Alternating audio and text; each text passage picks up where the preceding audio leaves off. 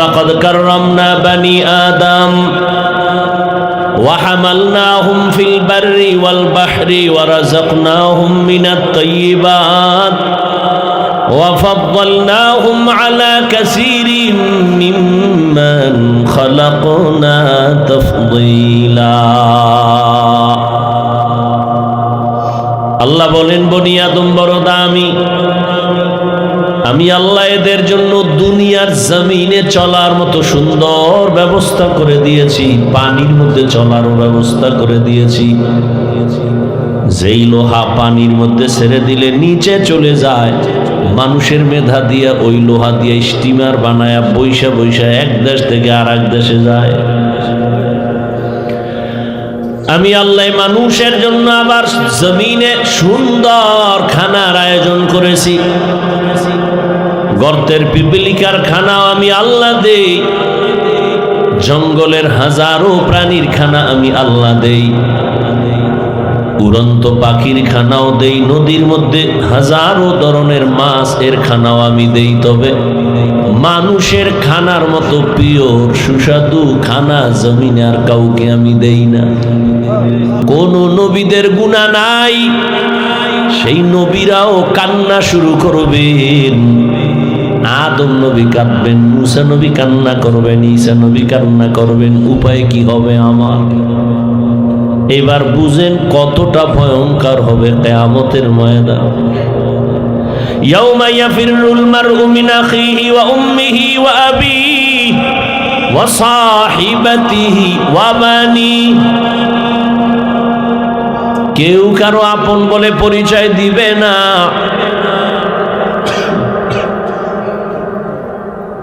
সবাই একে অন্যের থেকে ভেগে যাবে, ভাই ভাইয়ের থেকে ভাগবে, ভাই ভাইয়ের পরিচয় দিবে না। ইয়াউমা ইয়াফিরুল মারউ মিন আখিহি, ভাই ভাইয়ের থেকে ভেগে যাবে।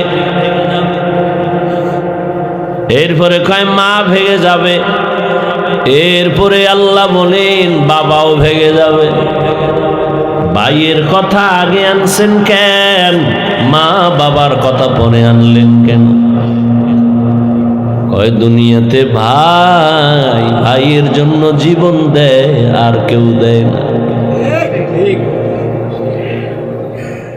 বড় ভাই বাবা বুড়া, মা বুড়া, লেখাপড়া বাদ দিয়া কয় কাজে নেমে গেলাম। যদি আমি লেখাপড়া করি মা বাবার কষ্ট হবে, খরচ দিবে কেমনে? বড় ভাই বড় শিক্ষিত হওয়ার স্বপ্ন বাদ দিয়া মা বাবার খেদমতে চলে গেল, কাজ করে। আর কয় আমার ছোট ভাইরে মানুষ বানাই, আমি কাজ করে করে ছোট ভাইয়ের খরচ দিব। ছোট ভাইরে কষ্ট করে করে মানুষ বানাইছি, কিন্তু বহু ছোট ভাই বড় ভাই মানুষ হইতে পারে না, শিক্ষিত না হয় ছোট ভাইরে বানাইছে। ছোট ভাই এখন চাকরি করে, বড় ভাইয়ের খবর নেয় না। নাই ঈদের সময় এখন বিয়া করি না, কত আনন্দ, চাকরি করে, টাকার অভাব নাই। একই জায়গার এক পার্শ্বে বড় ভাইয়ের ছোট একটা ভাঙা ঘর, বড় ভাইয়ের ভাঙা ঘর আর ছোট ভাইয়ের ঘরটা ছাদ দেওয়া বিল্ডিং। ঈদের বাজার লইয়া যখন গোপনে ঘরে আইয়া স্ত্রীরে কয় জামা কাপড় গুলো সন্তানেরে দাও তুমি নাও। বড় ভাই তো জানালা দিয়া তাকায় দেখছে ছোট ভাই আসছে, কিন্তু বড় ভাইরে জিগায় না। বাচ্চারে কি আর কন্ট্রোলে রাখা যায়? ও দৌড় দিছে, কাকা আসছে। দৌড়াইয়া গিয়ে দেখে ওর চাচতো ভাই নতুন জামা পইরা কত আনন্দ করে। ও একটা দৌড় দিয়া কয় আব্বু আমারে জামা দিবা কবে? বাবা এই কথা শুই না চোখের পানি ছেড়ে কান্না করে, আর বুকে জড়ায় কয় বাবা কাঁদিস না, আল্লাহ যেদিন তৌফিক দিবে সেদিন তোরে জামা কাপড় দিবে। এমন নিমক হারাম বড় বাইরে জিগায় না কোনো খোঁজ খবর নেয় না, কিন্তু বড় ভাই বাবার সমতুল্য, এত দূরে দূরে রাখে বড় ভাই রে। ছোট ভাই হঠাৎ করে রাতে 3টায় টেলিফোন আসছে, কে তুমি? বলে ভাইয়া আমি তোমার ছোট ভাই। এই রাত্রে কেন ফোন? আমারে চৌরাস্তায় একদল গুন্ডারা আমারে ধরছে। বড় ভাই কাঁচা ঘুমের মধ্যে একটা লাফ দিয়ে দৌড় দিছে, আয় দাঁড়া আমি আসতেছি। বড় ভাই কষ্টের কথা মনে রাখে না, একটা দৌড় দিয়া সামনে গিয়া এভাবে হাত বের করে বুকটা দিয়া কয়, যত মার মারতে চাও আমারে মার, আমার ছোট ভাইয়ের গায়ে হাত দিবি না। কারণ ওর প্রস্রাব আমি গায়ে লাগাইছি, ওর প্রস্রাব আমি গায়ে লাগাই ওরে বড় বানাইছি, না খাইয়া ওরে খাওয়াইছি, আমারে মার, ওরে মারবি না। তাহলে ভাই ভাইয়ের জন্য কতটা আপন আল্লাহ বুঝায় দেয়। কিয়ামতের দিন এত কলিজার আপন ভাইটাও কোনো পরিচয় দিবে না, পালাতে থাকবে। তাহলে মা বাবা তো আরো দূরে। ও আল্লাহর বান্দারা, ইউসুফ আলাইহিস সালাম ভাইদের ষড়যন্ত্রে পড়িয়া বাবার থেকে আলাদা হয়ে গেল। সবাই বাবারে খেলার নাম বইলা ইউসুফ নবীরে নিয়ে গেল। বাবায় ছাড়তে চায় না, কিন্তু কলে কৌশলে আটকাইয়া যখন নিয়ে যায়, ইয়াকুব নবী চোখের পানি ছেড়ে কান্না করে। বাবার চোখের আড়াল থেকে যখন দূরে সরে গেল, 10টা ভাই ইউসুফের বাবার চোখের সামনে কোলে নিছে। যখনই বাবার চোখ আড়াল হয়ে গেছে, তখন মাটিতে ফালায় কয়বার হাইটা যা, কোলে নেওয়া হবে না। নিতে নিতে জঙ্গলের ভেতরে এক ভাই মারে, আর এক ভাইরে কয়বার তুই মার। ওই ভাইদের মধ্যে যিনি বড়, তার নাম ইয়াহুদা। বড় ভাই কয়, ওরে মারিস না, ও ছোট মানুষ, ওরে মারিস না। ইউসুফ বড় ভাইয়ের দিয়ে তাকায় আর কাঁদে। ওরা মারে আর কয়, তোরে এখন মারতেছি, তোর কোন বাবায় ফিরাবে? যখন বড় ভাই বাধা হয়ে দাঁড়ায় গেল, অন্য ভাইরা কয়, তোমারও মারো। ভাই চুপ হয়ে গেছে। কূপের কিনারায় নিয়ে জামা খুলিয়া যখন ইউসুফের রশি দিয়া বাঁধে ভিতরে ফালাবে কূপের মধ্যে,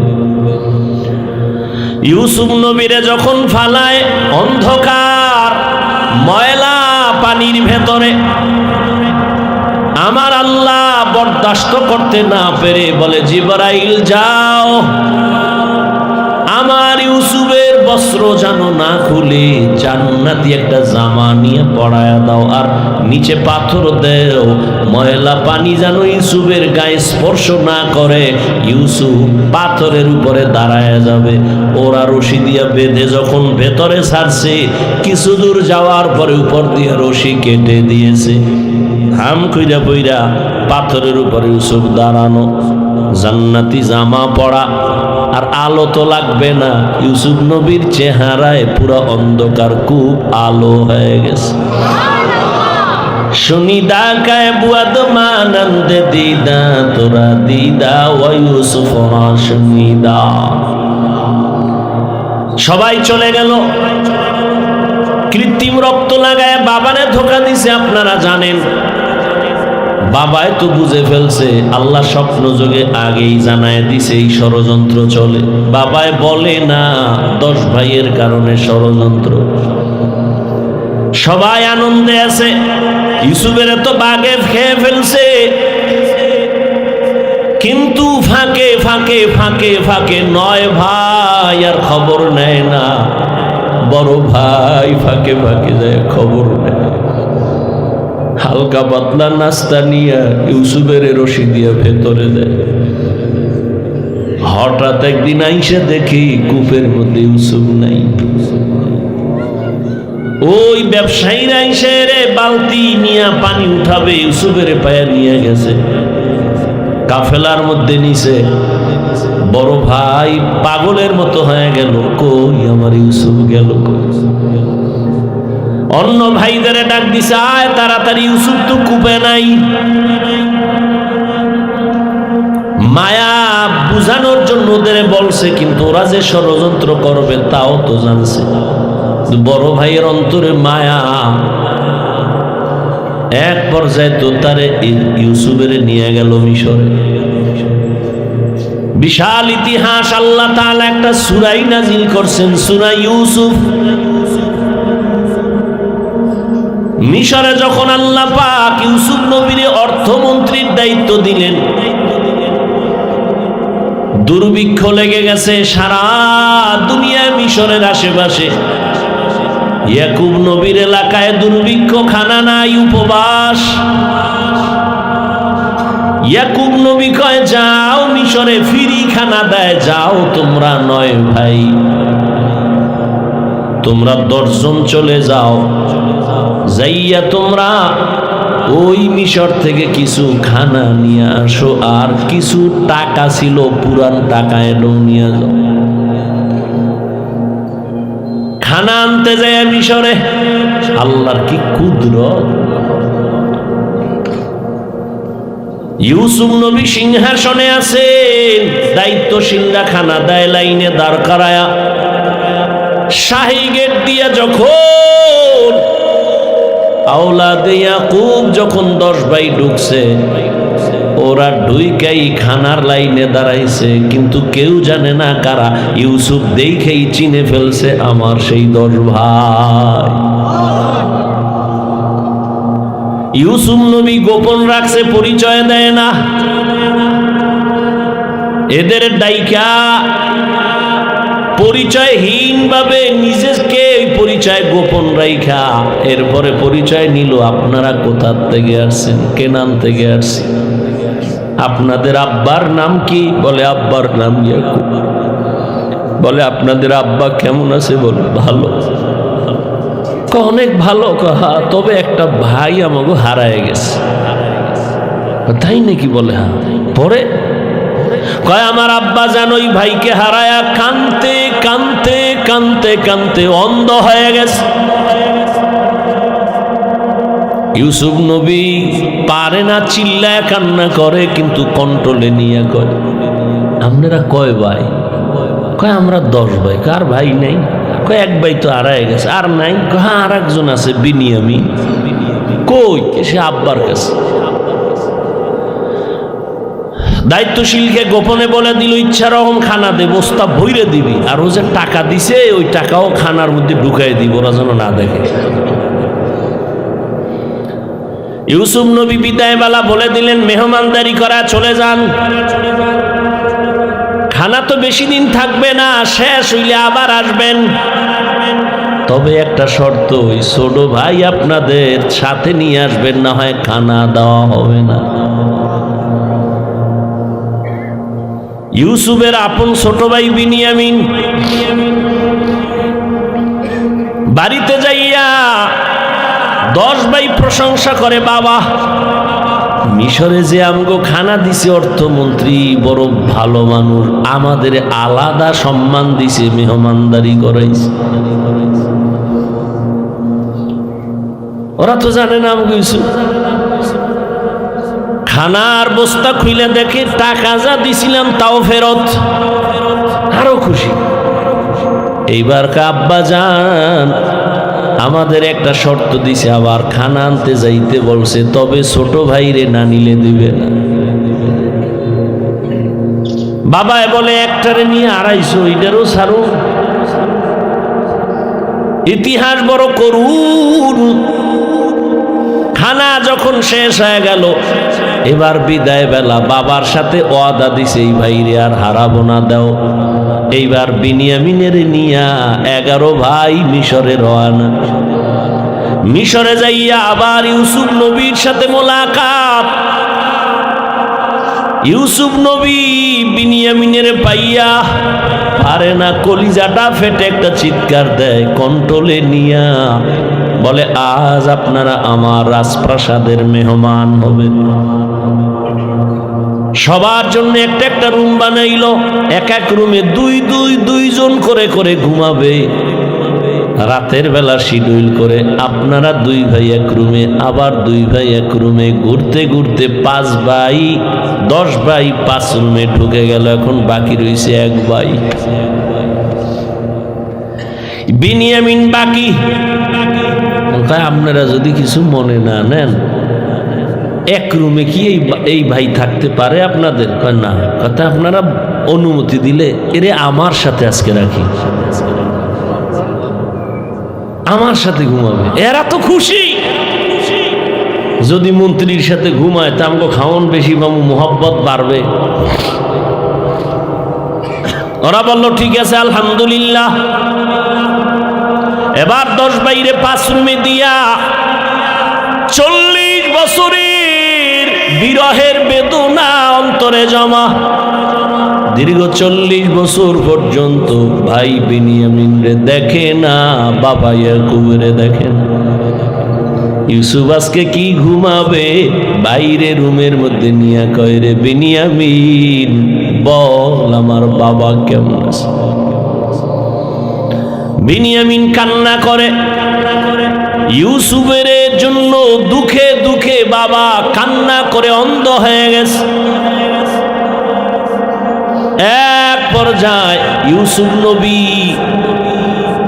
কৌশল অবলম্বন করে বিনিয়ামিনের সাথে গোপনে সব খোঁজ খবর নিয়া বিনিয়ামিন রে ছাড়বে না, কৌশল কইরা বিনিয়ামিন রে রাখার জন্য ইউসুফ নবী রেডি হলেন।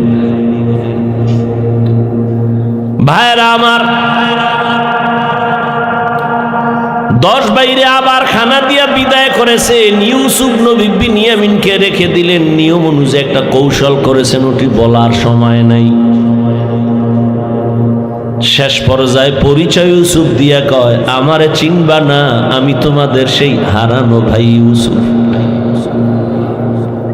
কান্নাকাটির এক অবস্থা। বলে আজ আমি তোমাদের উপরে কোনো প্রতিশোধ নিব না, যাও আমার বাবারে সালাম জানাও, আর আমার একটা জামা আছে, জামাটা নিয়ে যাও।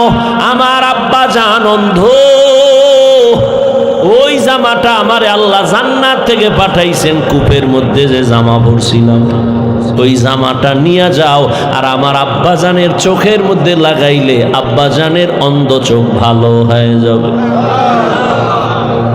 আর আব্বাজান রে সহ আম্মারে নিয়া তোমরা এইবার সব আমার আমন্ত্রণে মেহমান হয়ে এখানে চলে আসবা।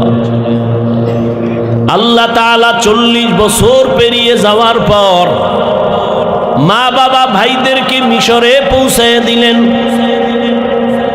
এরে আল্লাহর গোলাম, এই ভাই ভাইয়ের জন্য যে কত মায়া, কত মোহাব্বত, কিন্তু এমন দুনিয়াতে আসলাম যে ভাই ভাইকে জবাই করে এই দুনিয়াতে আমরা আসছি। জানি না মইরা গেলে আমগো ভবিষ্যৎ আর কত খারাপ হয়। কিয়ামতের ময়দানে ভাই ভাইয়ের থেকে আলাদা হবে, মা আলাদা হবে, বাবা আলাদা হবে, বন্ধু বন্ধুর থেকে আলাদা হবে। আল্লাহ বলেন ওই দিনের ভয় অন্তরে জমা কর। অন্তরে ওই ভয় জমা করিয়া যদি গুনাহ থেকে নিজেরে বাঁচাও, আমি ওয়াদা করলাম তুমি বিনা হিসাবে জান্নাতি। हर के दारत खौफ हकदार दिल मदाम जन्नतुल मावा देहत ओ रामकाम। এই ভয়ের নাম খৌফ, এই ভয়ের নাম খশিয়া, এই ভয়ের নাম তাকওয়া।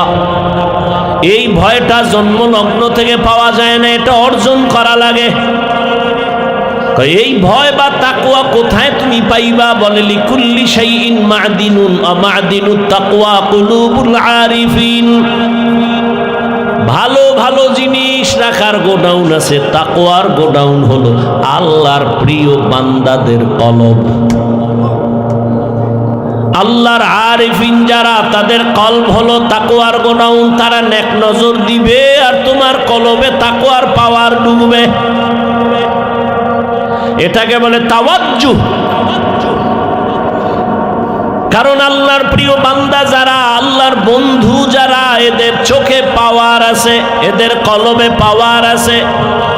এই পাওয়ার আল্লাহ দান করেন, তাকওয়ার কারণে দান করেন। কোরআনে এই পাওয়ারের নাম ফুরকান, হাদিসে এই পাওয়ারের নাম হলো ফেরাসাত। ইয়া আইয়ুহাল্লাযীনা আমানু ইন তাত্তাকুল্লাহ ইয়াজআল লাকুম ফুরকানা।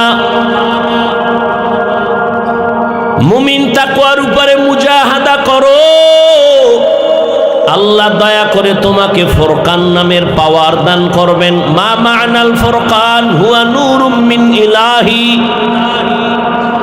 আল্লাহর দেওয়া একটা নূরের আলো। ওই আলোটা যখন পাবে, ওই আলো দিয়া মা ফুররিকা বিহি বাইনাল হাক্কি ওয়াল বাতিল, আল্লাহর দেওয়া নূরের আলো দিয়া হক বাতিল আলাদা করে বান্দা হকের দিকে অগ্রগামী হয়ে যাবে। قال رسول الله صلى الله عليه وآله وسلم اتقوا فراسة المؤمن فإنه ينظر بنور الله।